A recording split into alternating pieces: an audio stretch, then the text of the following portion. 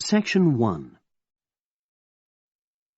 You will hear a man called Ken talking on the phone to a friend called Liz about holiday accommodation. First, you have some time to look at questions 1 to 6.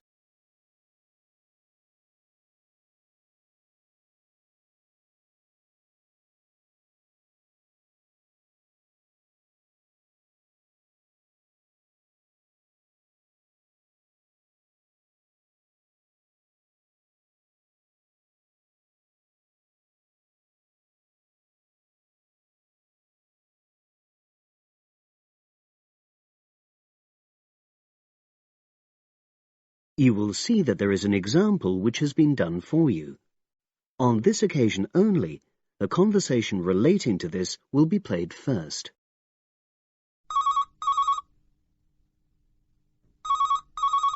Hello.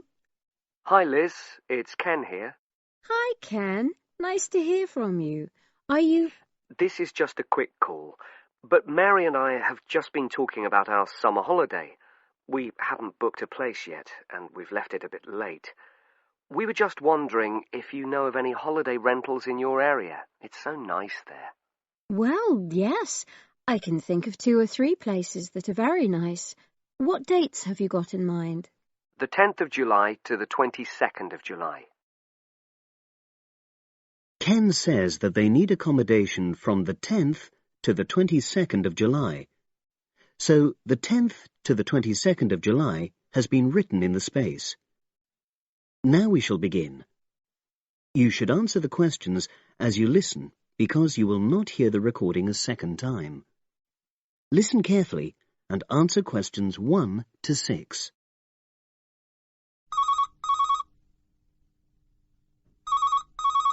Hello.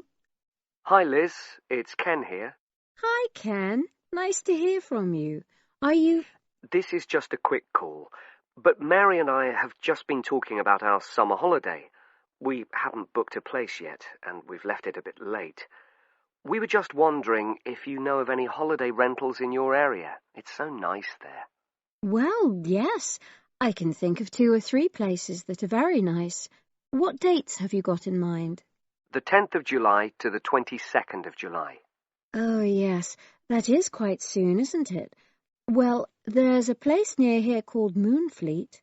Is that MOONFLEET? That's right. It's quite a rural location, and it's next to the owner's house, but it's got fields all around it, so it's very pretty. Sounds okay. Can you tell me a bit more about it? Well, it's an annex to the owner's house, and it's an apartment with 2 bedrooms and an open-plan living area. Well, I like the sound of it. Is there anything we might not like about it? Well, it's quite a distance from the nearest shops, that's all. Okay. And... well, I'll tell Mary, but I don't think she'd mind that. Do you know how you book it? You have to book on the internet. There's a web address. It's www.summerhouses. One word? Yes, then .com. You'll be able to look at a photograph on that. Okay. And what about the others? Where are they? The second one I'm thinking of is called Kingfisher, and that's even more rural. It's a really beautiful location, in fact. It's by the river, and it's got nice views. It overlooks woodland on the other side. Is that an apartment? No, it's a 3-bedroomed house, and that's got a dining room, as well as a separate living room and a kitchen. But I expect it's more expensive. You'll have to check the prices. It's probably a bit bigger than we need, but our nephew might be joining us. We're not sure yet. How do you book Kingfisher? You have to phone the owner directly. Shall I give you the number? I've got it here in my phone book. It's 01752 669 218.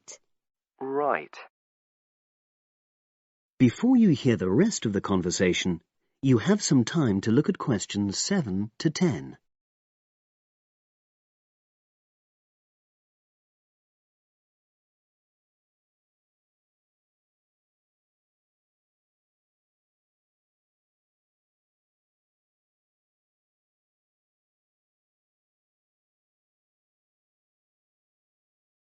Now listen and answer questions 7 to 10.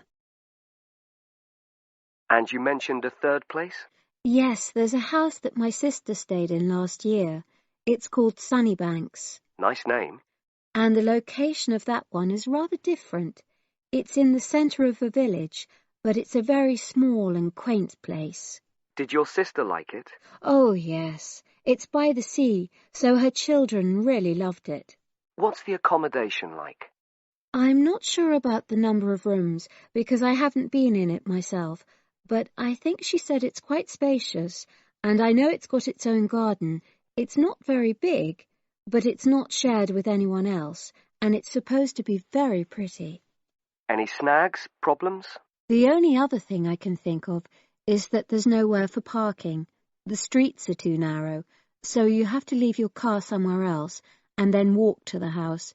It's only about 10 minutes away, but... OK. Well, I don't think it matters personally. How do you book it? There's an agent you have to contact. I don't know his details, but I can ask my sister and let you know tomorrow. Thanks, Liz. That'd be great. I'll talk to Mary and see what she says. Thanks for your help. That's okay, Ken. I'll speak to you again tomorrow. I hope you find what you're looking for. That is the end of section 1. You now have half a minute to check your answers.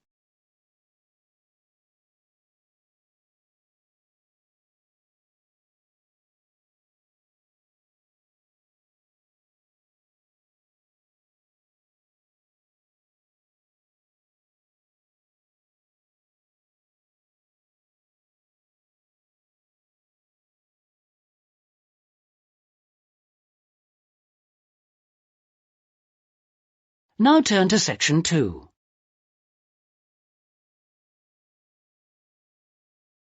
Section 2. You'll hear Jane Hemington talking about this year's summer festival. First, you have some time to look at questions 11 to 14.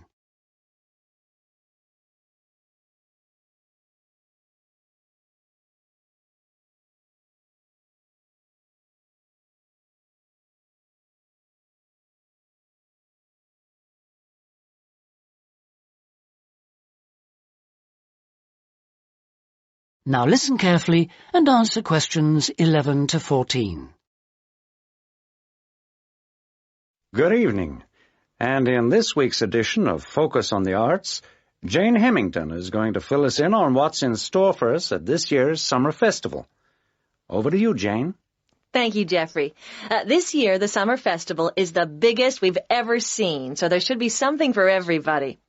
This is the 3rd year they've run it, and the timing's slightly different.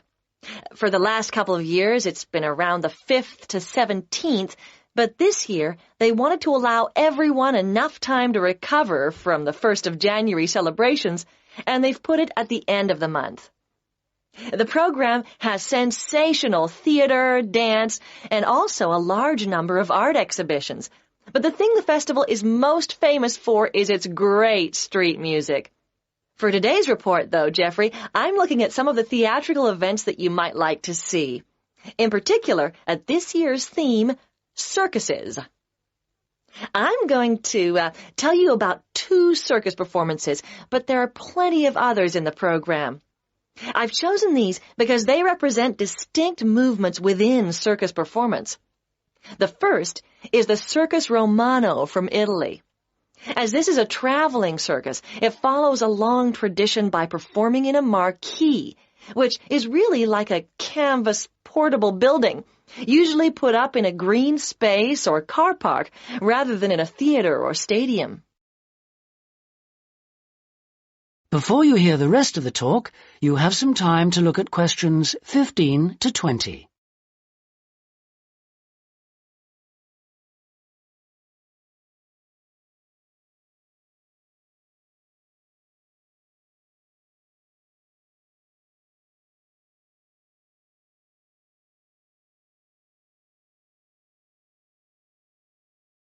Now listen and answer questions 15 to 20. In spite of this, Circus Romano isn't at all like the traditional circuses I grew up with. There are no animals, just very talented clowning and acrobatic routines. The show has a lot of very funny moments, especially at the beginning. But the best part is the music and lighting. They're magical. At $45, it's very expensive anyway. It's really for adult tastes. In fact, much of it would be wasted on children, so I suggest you leave them at home. The second circus performance is Circus Electrica at the Studio Theater. The purists are suggesting that this isn't a circus at all. It's a showcase for skills in dance and magic, rather than the usual ones you expect in a circus. With only 6 performers, it's a small production which suits the venue well. The studio only seats about 200 people. For my money, it's the aerial displays which are outstanding, as well as the magical tricks, features which are missing from Circus Romano. An interesting feature of the show is that the performers are so young. The youngest is only 14, but it's still well worth seeing. A good one for the whole family. And finally, as it's summer, you may wish to see some of the festival performances that are being presented outdoors, like the famous Mekong water puppet troupe performing in the city gardens this week. Now, water puppetry is amazing. It's large puppets on long sticks, controlled by puppeteers standing waist-deep in the lake. The puppets do comedy routines, and there's some terrific formation dancing. This is a fantastic show, and the best moment comes at the end, seeing the puppeteers. When the troupe walks up out of the water, you get this amazing feeling. It's really hard to believe that what you've been watching is lifeless wood and cloth.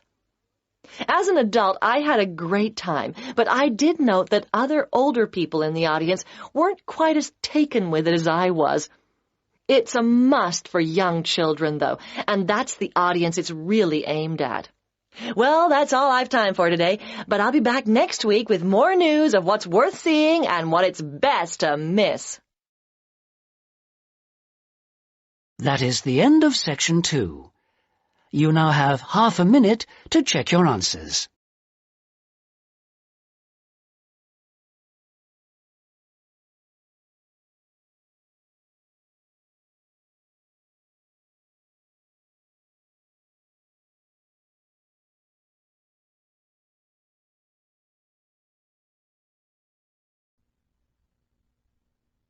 Now turn to Section 3 on page 203.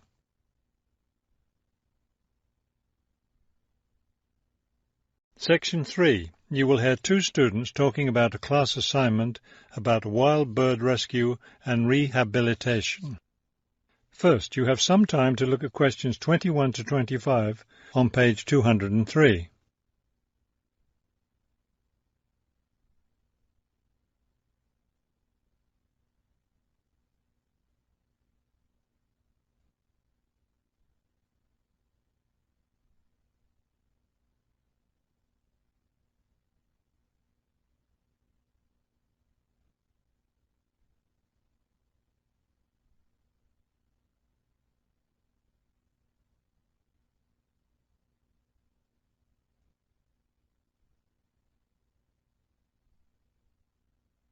As you listen to the first part of the conversation, answer questions 21 to 25. Okay, let's go over the requirements and see what we have left to do. Let's see. We have to give the professor a written summary of the information we've gathered on our topic, wild bird rescue and rehabilitation. The other written thing we have to turn in is a case study of the rehabilitation of one bird. We have the information on that already. Right. All we have to do is write it up. What about charts and graphs? Do we need to include something like that? I don't think so. They aren't really relevant, but we do have to turn in a list of the resources we used. Naturally. What about videos? I heard some of the other students were doing that. Well, I guess that must be optional, because I don't see it on the requirements list. Okay, we should start planning our class presentation, since that counts for half the grade. We've looked at lots of sources of information, but I think our best source was the interviews we did with the wildlife rehabilitators. Agreed. That and the journal articles. I think we have enough information from those two sources for the presentation anyhow. The books we looked at weren't all that helpful. I wonder if we should try to bring in some live birds for the presentation. That would be too difficult, don't you think? But we have lots of photos of rehabilitated birds. We can show those. Before you hear the rest of the conversation, you have some time to look at questions 26 to 30 on page 204.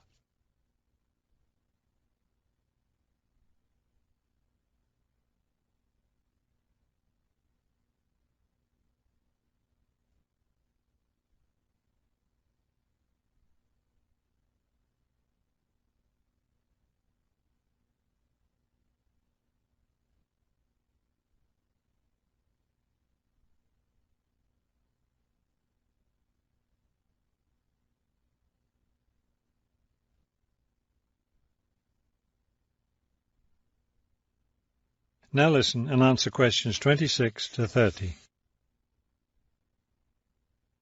Right. Okay, I think we should start by talking about how to rescue a bird.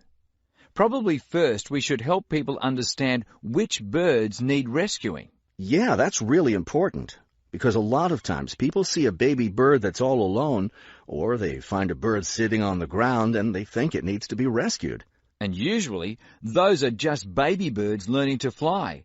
So we should emphasize that people should only attempt to rescue a bird that's clearly injured. For certain kinds of birds, the rescuer needs to wear protective gloves, because some of those birds have sharp claws and can tear your shirt, or worse, injure your face or some other part of your body. Yes, that's an important point.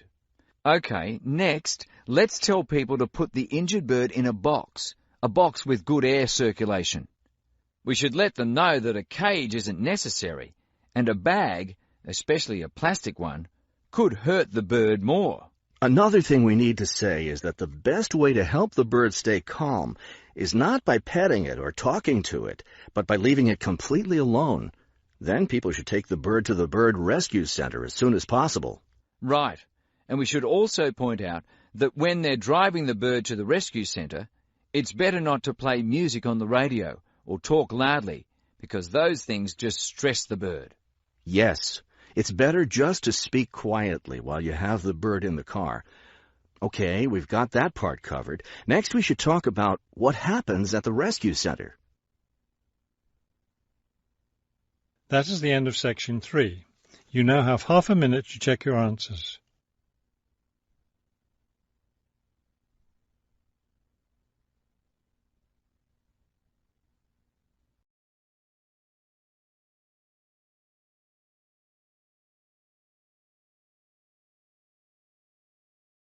Turn to Section 4. Section 4. You will hear a lecturer giving a talk on cochlear implants. First, you have some time to look at questions 31 to 40.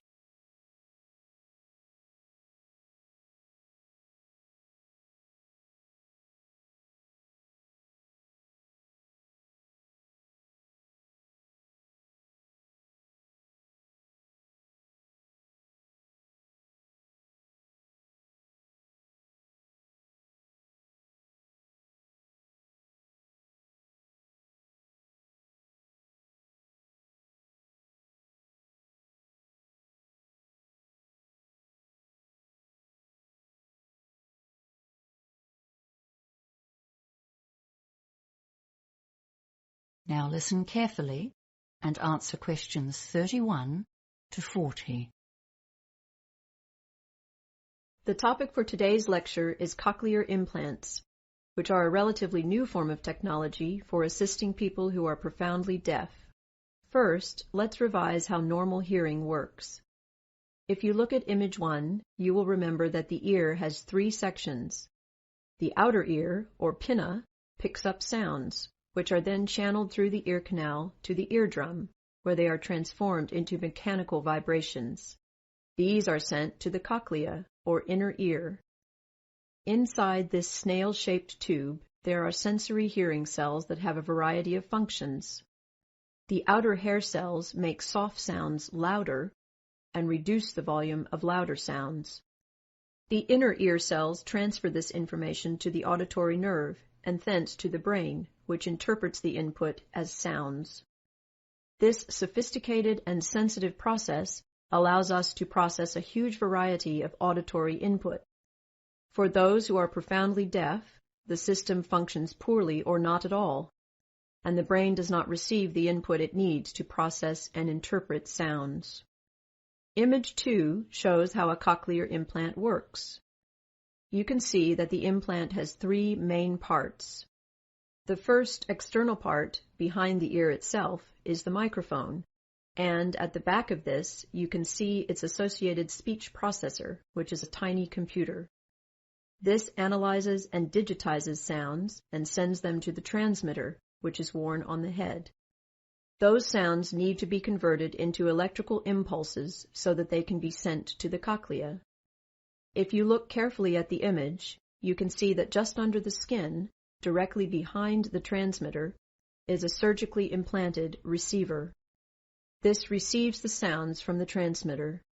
It converts these sounds into electrical impulses, which are sent directly to an electrode array that is implanted inside the cochlea itself, thus completely bypassing the ear canal. As you have seen, a cochlear implant does not operate in the same way as the ear, nor, in fact, as a hearing aid. In cases of mild hearing loss, hearing aids can be very helpful. They simply amplify the normal sound waves as they travel down the ear canal. However, they generally cannot overcome severe hearing difficulties, and this is where cochlear implants come into play. So, what are the pros and cons of using a cochlear implant? Well, firstly, cochlear implants can deliver significant improvements in hearing for some users, and some people report dramatic improvements in the perception of individual words and sentences over the weeks and months after an implant. However, a cochlear implant is not a magic bullet that works equally well for all users. The sound signals that the brain receives from an implant are quite different from normal ones, and this means that the user has to relearn how to hear. Many users report that speech sounds robotic after a cochlear implant, and the degree to which people can adjust to this new kind of hearing varies hugely with each user and situation. It is important to understand that a cochlear implant is not a cure for deafness and that the user is still deaf. Especially for a child, an implant is a long-term commitment involving lengthy and intensive training. The user must learn to reinterpret sounds and will likely need to augment this with speech therapy so that people in the community can easily communicate with them.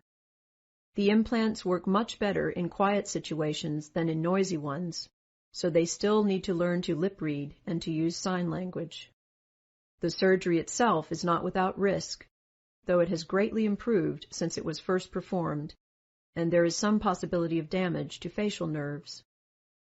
Another disadvantage of a cochlear implant is that the surgery may remove any natural hearing that the deaf person still retains. This takes away the possibility of using a hearing aid should the implant not be effective. For this reason, many users have implant surgery performed on only one ear, the one with the least natural hearing. So, who is best suited to receiving an implant? Many factors impact on this decision. The most significant one appears to be the duration of the deafness, and as you would expect, those who have been deaf for a long time generally have lower success rates. The second related factor is how old the patient was when they became deaf, and maybe more significantly, whether they had learned to speak before they became deaf. Those who become deaf postlingually generally have better outcomes. Another factor is the health and structure of the cochlea and how many nerve cells the user retains. This is related to the cause of the hearing loss, and recent research is exploring how the spinal ganglion or nerve cells are affected by disease. That is the end of section 4. You now have half a minute to check your answers.